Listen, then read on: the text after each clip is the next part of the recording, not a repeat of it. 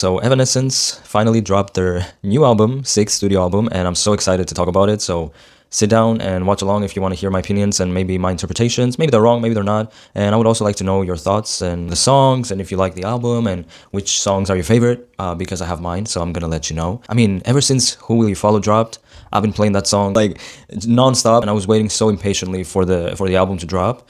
So yeah, let's start with Beautiful Lie, right? I have my notes down here because I wouldn't remember what I wanted to say. But yeah, I've been listening to the album. It's been like a few hours now that it dropped, maybe almost a day.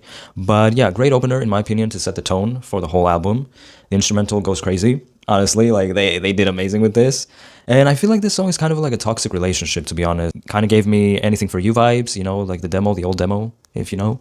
Amy doesn't like them, but, you know, like they're good demos for most of us. We like them. The song, I feel like, is about a person in a relationship who doesn't want to change, and you just got to leave them, you know, because they don't want to improve themselves, you know, and you can't be living in this beautiful lie, essentially. So you have to put yourself first and just leave them, you know, and just go and live your own life and in the truth and not live in that beautiful lie, right? Because it is beautiful in a way. But then if you look at it harder, you'll realize that it's all a lie and it's not the truth. And yeah, it's just very toxic and yeah, it doesn't help anyone involved, right? So that's what I got from this song. I don't know if I'm wrong. Maybe it's about something else. I don't know. But yeah, let's continue. Amazing song. I really like it. Like I said, great opener for the album. Then we have the second song, which is Tell Me When You've Had Enough. And it's very gritty. Like that's how we describe it. Very gritty.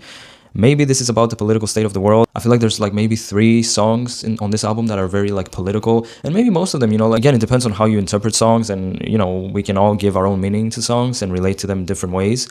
But I do think that, yeah, this one, for example, this song is asking, where's the line, you know, and when are people going to stop taking whatever, you know, the government and all these world leaders are giving us, and you know, they're just exploiting us, and yeah, just asking like, when are you going to have enough, basically, and wake up and do something about it, right? So, which again is a very ideal situation, very ideal scenario to happen, because it's very hard to stand up sometimes. Again, another amazing song. I feel like this album is their most cohesive album in years, you know, like the story, like what they're trying to convey, the writing, the instrumentals, everything sonically. Anyway, then we move on to Who Will You Follow, which I'm not going to talk about a lot because we already know the song. We've had it for quite some time now, and Obsessed, probably one of my favorites of the album. So yeah, then we go to Rapture, number 4. That intro and the beat, chef's kiss. I don't have anything else to say. Some of the lyrics that I wrote down: money's the guy that you answer to, when will it be enough? Again, that could also be another song that is kind of aimed to world leaders, you know, and the elites, and you know, all these people that just cannot get enough money. And because that's what people answer to. I said in my last video that the world revolves around money, and that's the truth. And that's what they made us feel like, you know, and that's the reality nowadays, right? Because you can't do anything without money,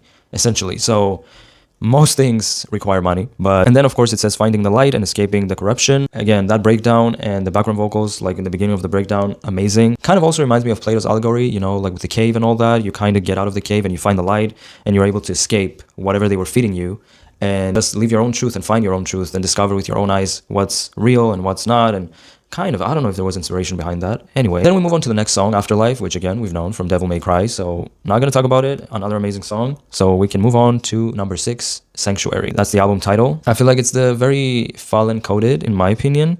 Kind of a motivating song, to be honest, like to keep going, and no one's coming to save us. No one's coming to save you. Changed by the pain, we know who we are. Those are some of the lyrics.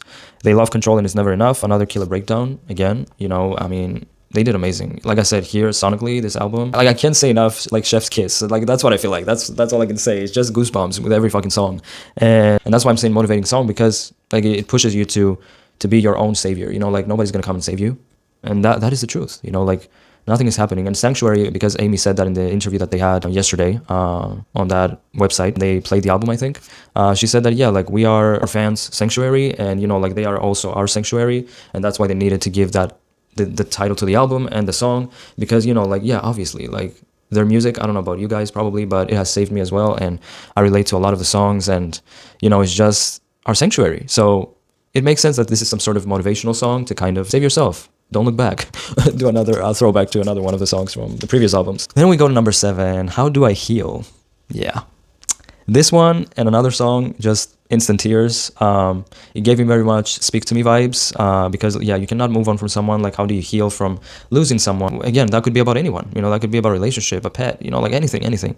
And beautiful, like the piano, the backing vocals in the bridge. Like, not really much to say about this song, because again, like it's a beautiful ballad, you know, like it's an Evanescence ballad that will make you cry, tug at your heartstrings, and just make you cry. Like that's what they do best. And make you angry and just make you like feel, like I said, motivated, a lot of things. So we move on to number 8, which is About Us. And when I started this song, when it started playing, the beat took me by surprise. Like I didn't expect it.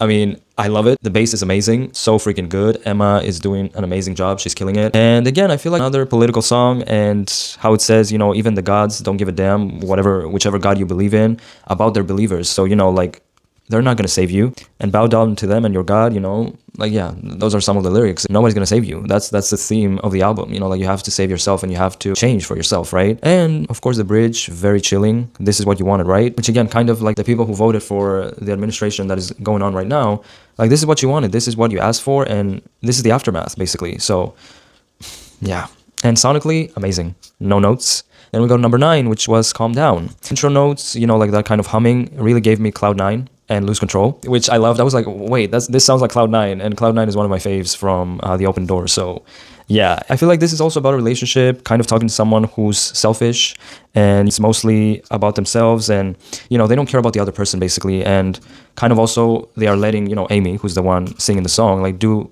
all the work. That's why she says, and let your mommy work. You know, like, I really love that line. Maybe that's not why she said that, but, you know, that's how I took it.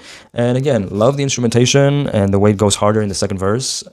I just love, like, a hard, gritty, you know, like I said, like, beat, you know, like, I just love that shit. Like, it motivates you, you know, especially like if you're jogging or you're working out or you're running, walking, whatever the fuck, and you're going up a hill, like, it just gives you the boost that you need. You know what I mean? That's the music that you play.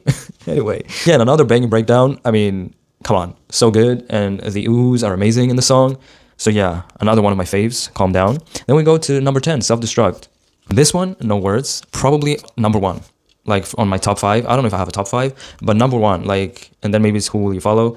This song is amazing, right? Sonically, perfection. And I think maybe another political song, maybe, question mark. Probably my favorite of the album, like I said. Amazing writing. We gotta get up. Hate is the drug that's killing us, which is fucking true. People are so hateful nowadays.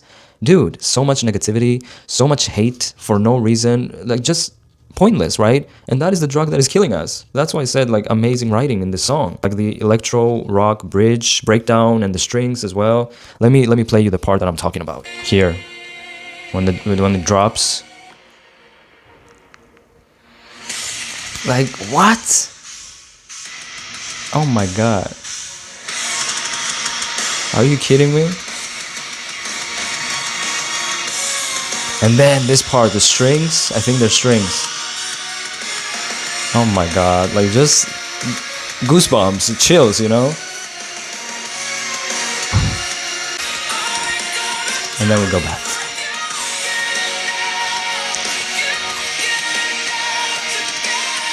Like, do you have enough to get off? Like, when is it gonna be enough? What an amazing song. Yes. That's why I'm saying that this is my number 1 on this album. I don't know, again, like, a very, ooh, you know, that's how it makes me feel, right? Anyway, which one hits you harder? The truth or the gun? That is the ultimate question. And then we move on to number 11, Forever Without You, which kind of reminds me of Better Without You. Kind of, is it the same lyrics? Yeah, kind of, because it kind of talks about the same thing, to be honest.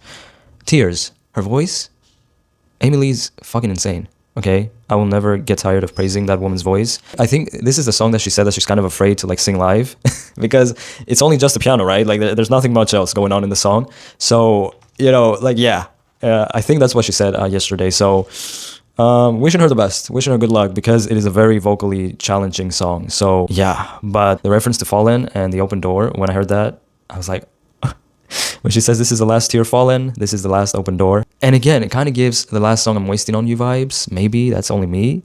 But again, talking about a relationship that was doomed from the beginning, you know, as soon as they touched, like, she knew that it was going to end in a bad way.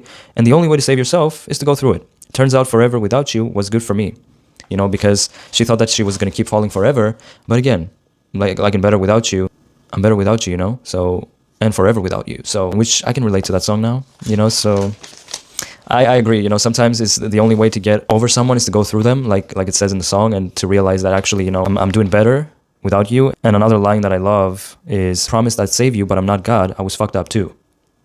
And then when you said goodbye, you didn't know that I could fly. Well, neither did I. Because yeah, when you're in that kind of toxic relationship that you think is the best and it's the most amazing thing, but again, it's kind of toxic, but you choose to ignore the red flags, you don't know that you can actually leave and you can fly, like it says in the song. When she says, you said goodbye and you didn't know that I could fly, but I didn't know it either.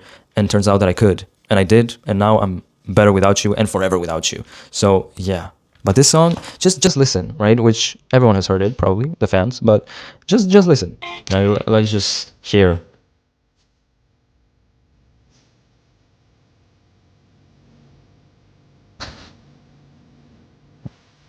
Like what?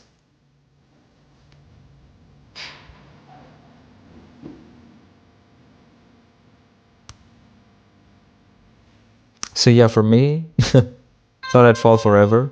When I heard this song, tears. This and How Do I Heal? Yeah, because again, I relate to the song now, so like I'm better off without that person. So it hits hard, you know. So I was, I got done crying like a few hours ago. So because I've been listening to the album like on repeat. So yeah, it's anyway. And then the last track on the album, which is number 12, Wide Open Heart. I love the instrumentation here, Facing the Weight of the World, which again feels like the weight of the world. The song, The Weight of the World, right? Maybe kind of a reference to that, kind of. But I feel like then in that song, it's kind of like more, you know, your face feels like the weight of the world is on my shoulders and on me. Like God is not hearing my screaming, as she was saying in that song, in those lyrics. But here's more like you're facing it with a wide open heart, right? And it feels like a hopeful ending to the album. Like you went through all that from the beginning to now, like living in that beautiful light. And now you're facing with a wide open heart the weight of the world and, you know, whatever else is going on in the world and this political climate and your life and whatever, right? So you're just facing it with a wide open heart and you know that the light is coming and the light is eventually there, you know, and yeah, I feel like it was a very good way to finish the album. And I don't have any notes besides those.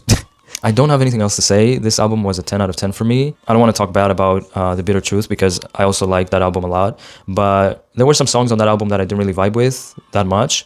But with this one, every song is a banger. You know, like Chef's Kiss. I don't know how many kisses I can give, you know, just perfection. And I don't know, they just did their big one. And honestly, like the only thing that I'm hoping for is that I get to see this album live. And I'm going to try my best to go and see them in concert. I don't know what country I'm going to go to, but I have to go. Yeah, like I have to go. And the bad thing is that most European shows are kind of sold out, so I'm not going to the US. So no, thank you. I don't know. Like they did amazing, and I'm probably gonna have to make this into two parts because it's a 20-minute video. Nobody's gonna sit here and watch me yap for 20 minutes. So anyway, I loved it. I loved it, to be honest. Again, no notes. Very cohesive work, cohesive project, sonically, lyrically.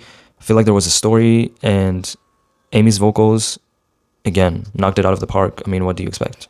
This woman is a beast, so vocally, so nothing less, right, from her. So, and the whole band did just amazing. Like everyone did amazing. So I'm just excited to see what's gonna come next. Like which single is gonna be next. Personally, I would like Self-Destruct, but even Wide Open Heart is amazing. But or maybe another ballad. Maybe Forever Without You could be the next single, or How Do I Heal? Who knows? But and have another My Mortal moment. Anyway, that was it. Please let me know your favorite songs in the comments if you made it this far of the video.